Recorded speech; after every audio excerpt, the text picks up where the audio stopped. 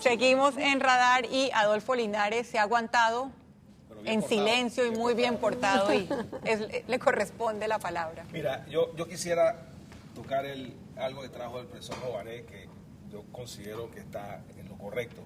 Y yo creo que uno de los grandes retos que tenemos como sociedad, sobre todo después del shock séptico que hemos tenido después de estos 5 años, de que aquí tiene que haber un cambio institucional también de la mente de las personas. Y yo quisiera relacionarlo como en los últimos años, del 90 para acá, inclusive hasta los medios de comunicación y los comentaristas opinión, les gusta mucho hacer un rating de gobiernos en base a obras y promesas. Y cuántas promesas tú cumpliste y cuántas veces las cumpliste o no, o qué construiste, cuando en verdad un presidente, eso a mi criterio, un presidente, si es que tiene que cumplir promesas, además tiene que hacer 2. Respetar la Constitución y la ley. Respetar la Constitución y la ley y administrar la cosa pública como un buen padre de familia. Porque al final está actuando tanto el presidente, que es el primer mandatario, que no significa que es el que manda más, sino que el que hace el mandado. Porque el presidente, y no lo digo de una manera peyorativa, lo digo de una manera descriptiva, el mandatario es el que hace el mandado. Y por eso el presidente es el primer mandatario, porque su mandado, además de respetar la Constitución y la ley, es administrar la cosa pública como un buen padre de familia, que significa administrar esa plata como la harías tú en tu casa administrando a tus familiares. El primer empleado. Entonces, de los ciudadanos. Tenemos que quitarnos primero como sociedad ese chip de que hacer de cada gobierno una competencia de gasto público y de obras, cuando lo que debemos es invertir en institucionalidad, en educación y en una serie de cosas que es lo que va a hacer que las instituciones funcionen. Entonces yo creo que por eso yo reitero ese punto. En cuanto al tema de que estamos hablando, yo creo que se reduce a lo que decía el licenciado Brenes.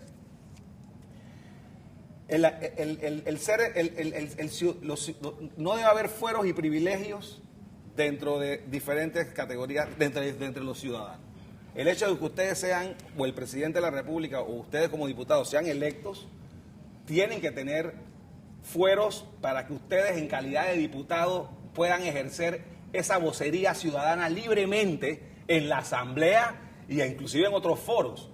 Eso es lo que implica la protección, que de ahí es donde deriva la protección, porque esto vino históricamente en la época de los gobiernos totalitarios y monárquicos, cuando se empezaron a abrir con los parlamentos, y tenía que haber una serie de protección al diputado para que el rey, otrora todopoderoso, no lo acallara. Entonces, eso lo hemos heredado nosotros de nuestra tradición legal española, que en principio, pero se ha venido distorsionando a crear una especie de campana total, que yo creo que distorsiona el concepto correcto de que al diputado efectivamente tienen que respetarse no solamente sus derechos ciudadanos, sino también la investidura que ejerce, como también es una obligación de cada diputado realzar esa investidura que ejerce con su comportamiento y con sus actuaciones. Ustedes los hacen, hay unos que no. Entonces eso también es otra cosa, que otro chip mental que tenemos que cambiar. Pero yo sí quisiera hacer esa aclaración. Es horroroso para una sociedad.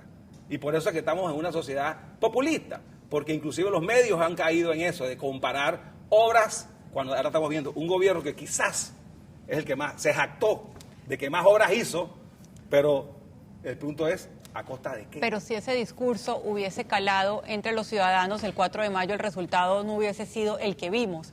Hablando un poco del tema que usted mencionaba, diputado Ávila, de el derecho que tiene todo ciudadano, excepto si es un funcionario con mando y jurisdicción, de querellar. Yo pregunto, y de pronto a la ex procuradora Ana Matilde Gómez, ¿tiene Ricardo Martinelli la capacidad, tiene el derecho de querellar a alguien en este momento por calumnia e injuria? Todo lo que se refiera a su actuación como presidente de la República o como servidor público está imposibilitado de querer. Puede querellarlo, el Ministerio Público lo va a recibir, lo va a analizar e inmediatamente lo mandará al juzgado invocando la norma, precisamente acreditando que es servidor público y que el cuestionamiento público viene sobre su actuación pública. Lo que no está bien es que a él se le denigre, por ejemplo, en su vida personal, claro, o la de su familia. Eso no le da, nadie tiene ese derecho, por más que usted quiera cuestionar la actuación pública de nadie. Pero todo lo que se refiera a su comportamiento oficial y público, todo el mundo puede decir exactamente lo que considere respecto a esas obras. sin, por supuesto, injuriarle su imagen pública que él solito se ha encargado de deteriorar, porque también ahí vemos la patología hay una patología criminal que es muy clara. Cuando se invierte la carga y la persona se resiste a dejar el poder, empieza a hacerse el ofendido. Y cuando se pinta el ofendido, y esto está estudiado, empieza a golpear y atacar, a activar el sistema para que el sistema trabaje para protegerlo. Y eso es lo que estamos viendo, y por eso es que está denunciando y va a empezar a denunciar gente, y así que va a los organismos internacionales. Y eso es una reacción propia de una persona cuya psiquis se siente acorralada. También puede ser una manera de llamar la atención. Y que todavía no ha hecho un acto de contrición ni pareciera que piensa hacerlo. Es que no está en la negación, está en una fase de negación. Puede ser una maniobra para distraer la atención de lo que verdaderamente está pasando. ¿Le puede resultar, Roberto Brenes? Bueno, yo no sé si le va a resultar, pero lo único que yo veo que está haciendo es limpiándose y dejando a sus cómplices embarrados. Claro, él dice, yo no tengo nada que ver con los pichazos, yo quiero saber cómo se siente su consuegro, Garús, y la hija de Garús cuando su yerno dice, yo no tengo nada que ver con esto.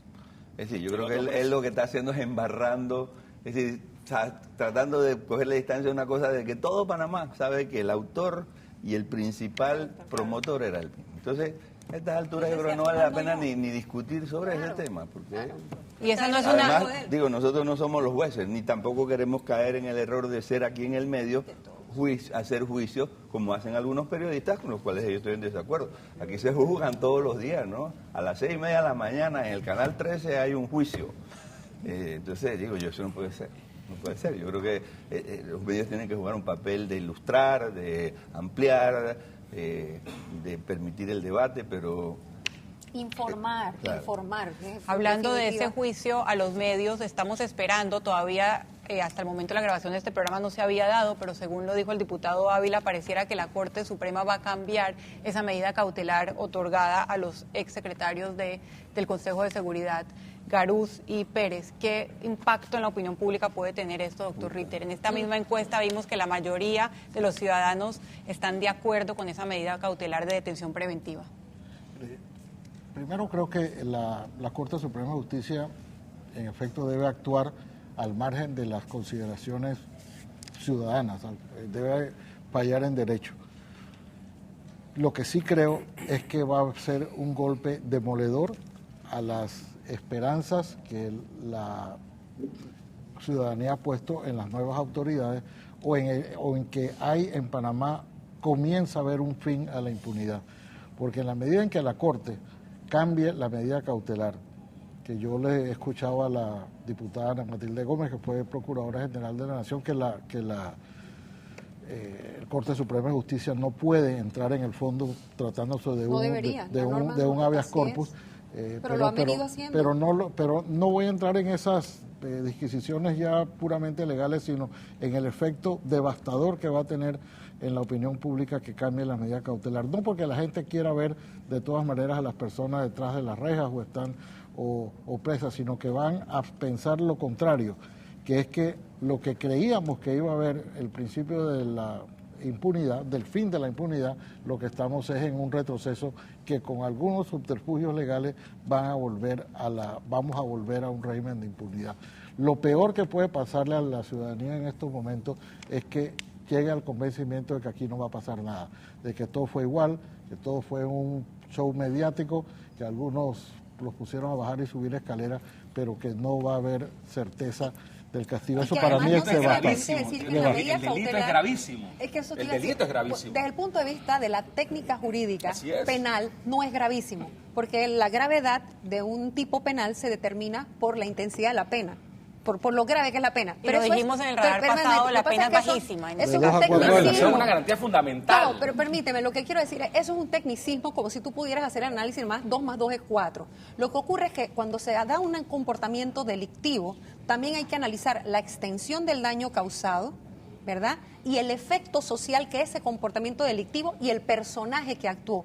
No es lo mismo un delincuente común que un servidor público. O si que Ya Adolfo el Linares servi- lo hubiera hecho en mi casa. que con es un tu func- plata y con una herramienta tecnológica como un que tú te funcionario compraste. público que en ejercicio de sus Entonces, funciones abusó de ese- él para hacer ese el daño. abuso de poder es en sí mismo un delito Por muy supuesto, grave, porque Gabriel. entonces sí estamos hablando de consideraciones de derechos humanos y de violación a la Totalmente, pero es que Constitución. eso es lo que es un Entonces, ese tema es de el derechos análisis humanos. que hay que hacer. La sustitución de la medida no viene solo en función de lo que hasta ahora has visto matemáticamente, si el delito tiene pena de Si esto o no. la Corte, Es- si la Corte se limita a hacer un análisis, y a mí yo no me gusta entradas, pero si la Corte se limita a hacer un análisis meramente de consideración De pena. de pena, se está quedando corta en función del yo daño diría causado. que perdería la Y es que, mira, poca y credibilidad algo que quiero puede decir, tener algo que es ahora fundamental, mismo y es sería el catastrófico. daño. Mira, cuando uno habla de la extensión del daño, si tú cometes un delito, yo le robo a usted la cartera, el daño es allí. Pero se lo roba a 100, se lo roba hasta 100 esta vez. Pero si con yo las soy la escuchas cabeza de una telefónicas- institución de 16.000 hombres y mujeres que tienen la obligación de atender, Proteger y servir. proteger y servir y obedecer al civil, y yo lo usé para el Estado policíaco, para hacer daño a los ciudadanos, es enorme. El impacto social de ese delito es gravísimo, ya no por el tecnicismo Por de la supuesto. pena, sino por lo que queda en el ideario colectivo de 16.000 hombres y mujeres armados que están en la calle cuidándonos, que tienen que entender que el que abuse de ese poder, la ley te va a caer Y al encima. final, y termino Le- con y al le- final es el mensaje es que el Estado o el poder tiene que tener controles y contrapesos, porque si Claro. no se vuelve autoritario. Claro. Se vuelve, cuando el Estado no es controlado, por eso es que tenemos garantías fundamentales, por eso es que el Estado, sobre pretexto de perseguir la ley, no puede tampoco abusar de ella y violar la ley. Tampoco, sobre pretexto de recaudar impuestos, no debe tampoco violar esa ley o crear impuestos autoritarios o confiscatorios, porque todo tiene Y por un eso la límite. Corte no debería entrar más allá Así del es. fondo, porque el habeas corpus no fue diseñado para entrar al fondo de la materia, sino a la forma. El habeas corpus lo que debe decir es si se cumplió con los requisitos de formalidad, de que yo para detenerte te dije por qué delito y te leí tus derechos y Y si cumplí con el cumple la procedimiento. prisión preventiva Muy para ya. eso. Muy Sí, interesante, Entonces, se nos ha acabado el es- tiempo, pero muy interesante las consideraciones, primero jurídicas y sobre todo de opinión pública y de moral pública que tendrá si la Corte efectivamente, como se ha divulgado en medios de comunicación, pero todavía no es oficial, cambia la medida cautelar de los dos exsecretarios de general del Consejo de Seguridad que tienen detención preventiva. Vamos a cambiar de tema en Radar, usted quédese acá, seguimos con un tema igualmente polémico, la ley de estacionamientos propuesta por Leandro Ávila. Quédese en Radar.